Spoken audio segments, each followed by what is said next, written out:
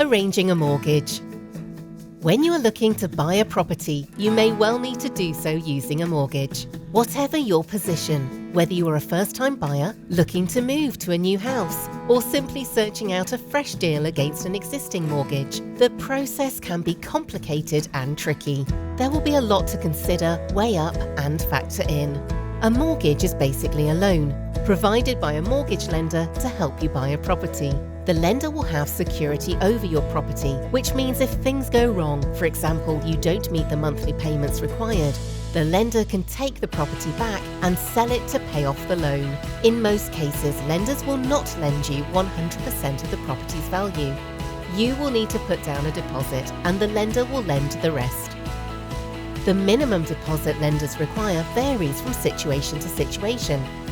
5% is the normal minimum, but it could be higher in many cases. A common mortgage term is 25 years. Again, this can vary and may be longer or shorter than this. Once you have a mortgage in place, you will then pay back the capital over the term you have agreed, with payments being made monthly. This is known as a capital repayment mortgage. There are alternatives which are known as interest-only mortgages. This is where you do not pay the loan back each month to the lender, but become responsible for the full payment at the end of the term. In this case, you will need to ensure you have enough money in savings, for example within ISAs or pensions, to pay off the mortgage. You may not have a choice in today's marketplace, as you may be required to have a capital repayment mortgage as part of any mortgage offer. Whichever method you use to repay the capital, you'll also pay interest on the amount borrowed each month, either at a fixed or variable rate of interest, depending on which type of deal you choose. A fixed rate of interest keeps the interest locked at a figure for a set period. A variable rate means the interest rate will move in line with general fluctuations in interest rate levels.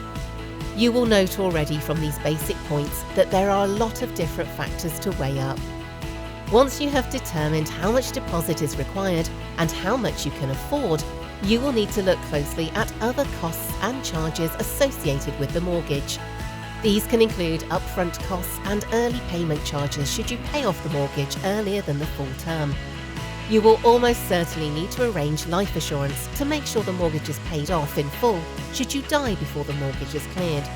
And many lenders will also look to make sure you have a will in place to clarify the legal position.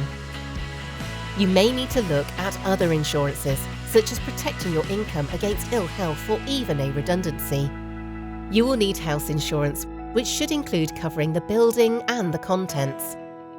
Within the basics and the added factors we have described so far, we have not mentioned other possible alternatives to deals that you might explore. Options such as offset mortgages and tracker mortgages. Sometimes you can get interest rate discounts for short periods, for example, a year. There are also government-backed schemes such as shared ownership and help to buy. These may be suitable for your circumstances. Plus, you may well be in the position that you have many lenders prepared to offer you a mortgage, and the comparison of their deals available could involve complex calculations, because the cheapest deal measured by the interest rate may not be the cheapest overall deal for you in the long term. The mortgage market is sometimes described as a maze, and you will see from the information outlined that there is a great deal to investigate and work through. The key factor, whatever your current position, is to take a great deal of care and to use expert help. The extent of the financial commitment and the legal position with any mortgage is considerable. In summary, it makes perfect sense to explore all your options.